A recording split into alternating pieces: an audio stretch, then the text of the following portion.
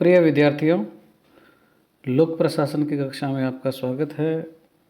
हम आज ब्रिटिश गृह विभाग के बारे में पढ़ेंगे।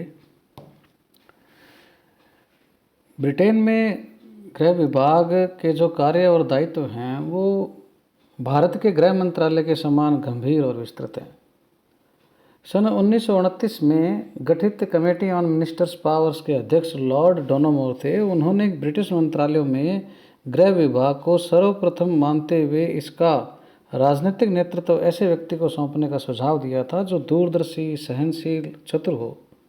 क्योंकि जब कमेटी ने सन 1932 में रिपोर्ट दी, उन दिनों वर्ल्ड का जो सिनेरियो था उसमें असमंजसता और अस्थिरता फैली हुई थी।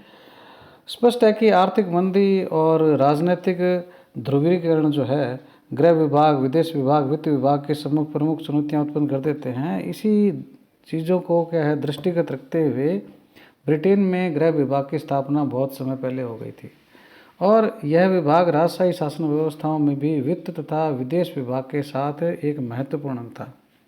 5वीं शताब्दी में प्रारंभिक स्वरूप लिए हुए गृह विभाग 12वीं शताब्दी तक पूर्णतया संगठित स्वरूप धारण कर चुका था। अब हम इसके थोड़े से संगठन के बारे में देख लेते हैं। ब्रिटिश गृह विभाग का नीति निर्माता एवं सर्वोच्च नियंत्रणकर्ता गृह मंत्री होता है। ब्रिटिश कैबिनेट के 5 स्टार डिपार्टमेंट्स में से ये एक है गृह विभाग, और उसका मंत्री जो होता है वो वरिष्ठ, अनुभवी और प्रधानमंत्री का विश्वास पात्र व्यक्ति होता है गृह मंत्री। गृह मंत्री के अधीन एक या 2 अन्य सहायक मंत्री भी आवश्यकता अनुसार पदस्थापित किए जा सकते हैं। राजनीतिक नेतृत्व के रूप में ये मंत्री गृह विभाग को मार्गदर्शन प्रदान करते हैं। प्रशासनिक स्तर की हम बात करें तो गृह विभाग का एक प्रमुख सचिव होता है, जिसको स्थायी सचिव अर्थात परमानेंट सेक्रेटरी कहते हैं।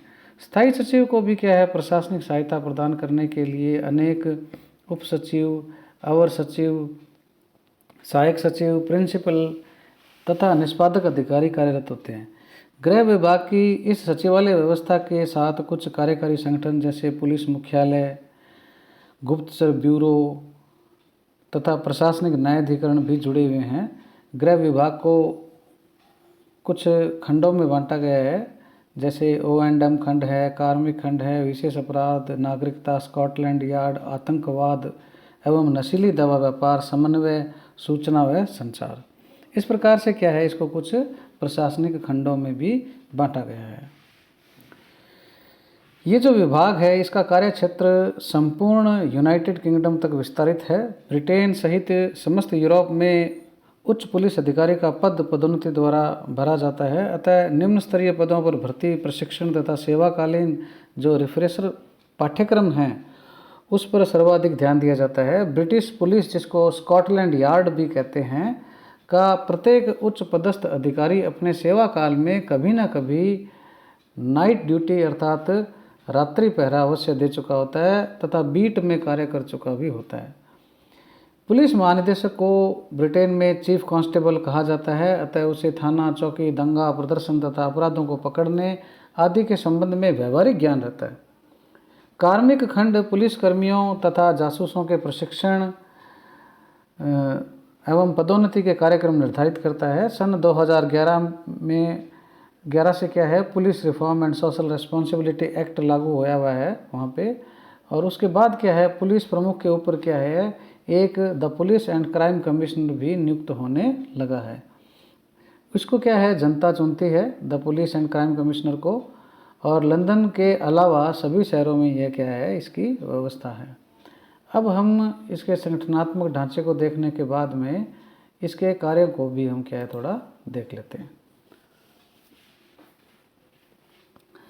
गृह विभाग का मुख्य कार्य वैसे तो शांति एवं व्यवस्था बनाए रखना है। इसके अलावा भी उसको कुछ कार्य सौंपे गए हैं।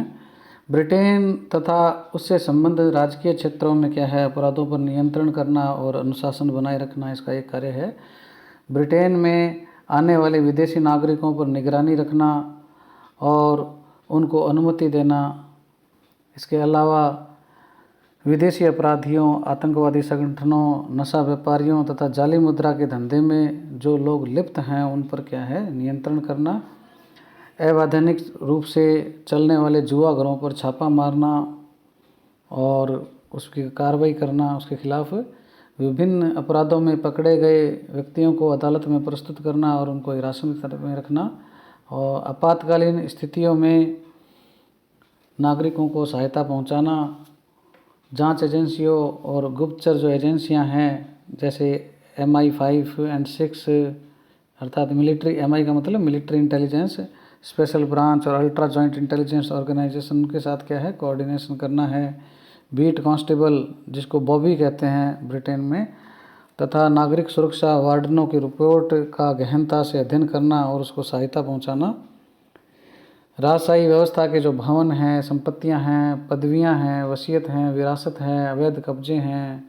तथा विघटन मामलोकारी जो मामले हैं उनकी जांच करना और सम्राट को क्या है सूचित करना, पुलिस प्रशासन में सुधार और नवाचार के कार्यक्रम संचालित करना, अंतर्राष्ट्रीय अपराधियों तथा आतंकवादियों का प्रत्यर्पण करना, बंदरगाहों पर नियंत्रण रखना और अवैध जो आवर्जक हैं, माइग्रेटरी जो हैं उनको रोकना, पासपोर्ट और वीज़ा संबंधी कार्य जो हैं उनको क्या है संपादित करना। इसके अलावा कानून व्यवस्था से जुड़े हुए जो एक्ट हैं उनको भी क्या है लागू करना या कि उनका क्रियान्वयन सुनिश्चित करना इसका कार्य है।